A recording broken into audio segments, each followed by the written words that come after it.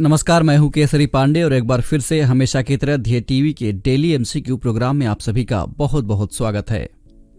इस कार्यक्रम में हम आईएएस और पीसीएस जैसी प्रतियोगी परीक्षाओं के लिए महत्वपूर्ण बहुविकल्पीय प्रश्नों पर चर्चा करते हैं। हम आभारी हैं आपके कि इस कार्यक्रम को आपका ढेर सारा प्यार मिल रहा है। तो ज्यादा देर न करते हुए आइए शुरू करते हैं आज का एमसीक्यू और लेते हैं पहला प्रश्न। संत रविदास के संबंध में निम्नलिखित में कौन सा अथवा कौन से कथन सत्य हैं? पहला, ये 16वीं सदी के भक्ति आंदोलन के सुधारवादी संत थे। दूसरा, इन्होंने समाज को सामाजिक न्याय, समानता और बंधुत्व का संदेश दिया। ऑप्शंस हैं ए केवल एक, बी केवल दो, सी एक और दो दोनों अथवा डी इनमें से कोई नहीं। इस प्रश्न का सही उत्तर है विकल्प बी यानी केवल कथन दो सत्य है। कथन एक असत्य है, गलत है। कैसे गलत है, इसके लिए देखते हैं व्याख्या को। गुरु रविदास उत्तर भारत के 14वीं सदी के भक्ति आंदोलन के एक सुधारवादी संत थे। इनका जन्म वाराणसी में माघ पूर्णिमा दिन रविवार को संवत 1433 को एक मोची के परिवार में हुआ था। बीते 16 फरवरी को इनकी जयंती थी। इन्होंने समाज को सामाजिक न्याय, समानता और बंधुत्व का संदेश दिया, जो आगे चलकर हमारे संवैधानिक मूल्यों का हिस्सा बना। इनके द्वारा दिए गए भक्ति संदेशों के कुछ हिस्से गुरु ग्रंथ साहिब में भी शामिल किए गए हैं।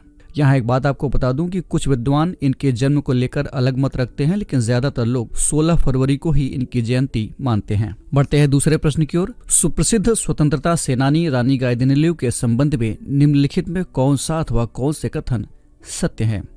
पहला, रानी गाइदिन्यू को नागालैंड की रानी लक्ष्मीबाई भी कहा जाता है। दूसरा, वे हेराका आंदोलन से जुड़ी हुई थीं। ऑप्शंस है ए केवल एक, बी केवल दो, सी एक और दो दोनों अथवा डी इनमें से कोई नहीं। इस प्रश्न का सही उत्तर है विकल्प सी यानी दोनों कथन सत्य हैं। इसकी व्याख्या देख लेते हैं। नागालैंड की रानी लक्ष्मीबाई यानी रानी गाइदिन्यू का जन्म 26 जनवरी 1915 को मणिपुर के तमेंगलोंग जिले के नोंगकाओ नाम के एक गांव में हुआ था। इस महान क्रांतिकारी ने मात्र 13 साल की उम्र में ही क्रांतिकारी आंदोलनों में भाग लेना शुरू कर दिया और अपने चचेरे भाई जादोनांग के हेराका आंदोलन से जुड़ गईं। हेराका आंदोलन का लक्ष्य प्राचीन नागा धार्मिक मान्यताओं को फिर से बहाल कराना और उन्हें एक नई जिंदगी प्रदान करना था। जल्दी ही रानी गाइदिन्यू को उनके कई समर्थकों के साथ गिरफ्तार कर लिया गया, उन पर मुकदमा चलाया गया और उन्हें आजीवन कारावास की सजा दी गई। अखंड भारत के अंदर नागा रीति रिवाजों, आस्थाओं और परंपराओं के संरक्षण के लिए काम करने वाली इस महान महिला का 17 फरवरी 1993 को निधन हो गया, यानी आज इनकी पुण्यतिथि है और इसीलिए इस प्रश्न को शामिल किया गया। बढ़ते हैं तीसरे प्रश्न की ओर। हाल ही में सुर्खियों में रहे मेदाराम जतारा के संबंध में निम्नलिखित में कौन सा कथन असत्य है? विकल्प है ए कुंभ मेला के बाद ये भारत का दूसरा सबसे बड़ा मेला है, बी ये असम की दूसरी सबसे बड़ी जनजाति कोया द्वारा 4 दिनों तक आयोजित किया जाता है, सी साल 1996 में इसे राज्य उत्सव का दर्जा दिया गया, अथवा डी इसे सम्मक्का सरलम्मा जतारा के नाम से भी जाना जाता है। इस प्रश्न का सही उत्तर है विकल्प बी यानी बी में दिया गया कथन गलत है। कैसे गलत है, इसके लिए देखते हैं व्याख्या को। जनजातीय मामलों के मंत्रालय ने मेदाराम जतारा 2022 से संबंधित विभिन्न गतिविधियों के लिए 2.26 करोड़ रुपए आवंटित किए हैं। मेदाराम जतारा कुंभ मेला के बाद भारत का दूसरा सबसे बड़ा मेला है। ये तेलंगाना की दूसरी सबसे बड़ी जनजाति कोया द्वारा 4 दिनों तक आयोजित किया जाता है। त्योहार के आगमन और इसके शुभ महत्व को ध्यान में रखते हुए जतारा को 1996 में एक राज्य उत्सव घोषित किया गया था। इस मेला को सम्मक्का सरलम्मा जतारा के नाम से भी जाना जाता है। ये एक आदिवासी त्योहार है जो एक अन्यायपूर्ण शासन के खिलाफ एक माँ जिसका नाम है सरलम्मा और एक बेटी जिसका नाम है सम्मक्का, इनकी लड़ाई के सम्मान में मनाया जाता है। बढ़ते हैं चौथे प्रश्न की ओर। हाल ही में डॉक्सिंग सुर्खियों में था।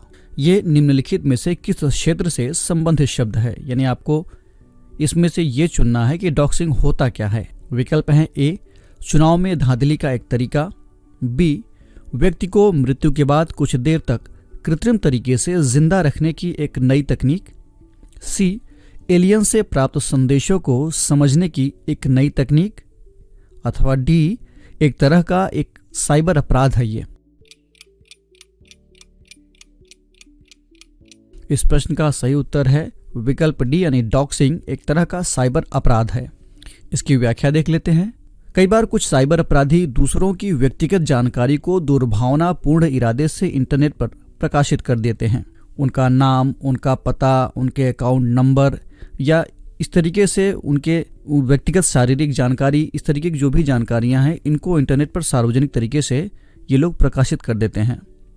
इससे उस व्यक्ति की वास्तविक पहचान सार्वजनिक हो जाती है और वो उत्पीड़न अथवा साइबर हमलों का शिकार हो सकता है, ऐसी संभावना बन जाती है और होते भी हैं लोग। इसे ही डॉक्सिंग कहा जाता है। अभी हाल ही में मेटा के ओवरसाइट बोर्ड ने फेसबुक और इंस्टाग्राम को सख्त डॉक्सिंग नियम बनाने का सुझाव दिया है। बढ़ते हैं आज के इस कार्यक्रम के अंतिम प्रश्न की ओर, यानी 5वें प्रश्न की ओर। निम्नलिखित में से किस देश में हाल ही में वन ओशन समिट का आयोजन किया गया?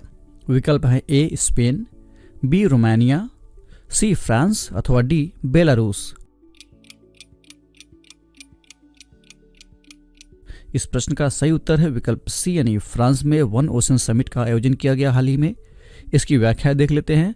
हाल ही में फ्रांस द्वारा संयुक्त राष्ट्र और विश्व बैंक के सहयोग से फ्रांस के ब्रेस्ट में वन ओशन समिट का आयोजन किया गया। भारतीय प्रधानमंत्री ने भी इस समिट में भाग लेते हुए भारत की बात रखी वर्चुअल तरीके से। इस समिट का लक्ष्य समुद्र से जुड़े मुद्दों पर अंतर्राष्ट्रीय समुदाय की महत्वाकांक्षा के सामूहिक स्तर को ऊपर उठाना है। यानी इस पूरे मीटिंग का उद्देश्य सामुद्रिक मुद्दों को कैसे हल किया जाए, कैसे इनसे जुड़े तमाम विषयों को बेहतर बनाया जाए, इस पर चर्चा किया गया। गौरतलब है कि संयुक्त राष्ट्र ने घटते समुद्री जीवन को बहाल करने और जागरूकता बढ़ाने के लिए 2021 से लेकर 2030 के दशक को सतत विकास के लिए महासागर विज्ञान का दशक के रूप में घोषित किया है। तो ये था आज का डेली एमसीक्यू कार्यक्रम। कमेंट करके हमें जरूर बताइएगा कि आपके 5 में से कितने प्रश्न सही हुए। अगर आपको ये कार्यक्रम अच्छा लगा तो DIS के इस चैनल को लाइक, सब्सक्राइब अथवा शेयर करना ना भूलें। ये सारे प्रश्न जो इस कार्यक्रम में पूछे गए हैं आपको क्विज के फॉर्म में DIS की वेबसाइट पर भी मिल जाएंगे। हम फिर मिलेंगे एक नए कार्यक्रम के साथ। तब तक के लिए पढ़ते रहिए और बढ़ते रहिए। नमस्कार। UPPCS क्रैक करने का जबरदस्त टूल DIS का कॉम्प्रिहेंसिव एक्सप्रेस टेस्ट सिर्फ 100 रुपए में, और साथ ही पाएं सब्जेक्ट वाइज आकलन, काउंसलिंग सेशन और एकेडमिक सपोर्ट। अपेयर करने के लिए नीचे डिस्क्रिप्शन बॉक्स में दिए गए लिंक पर क्लिक करें या DIS ऑनलाइन ऐप को डाउनलोड करें।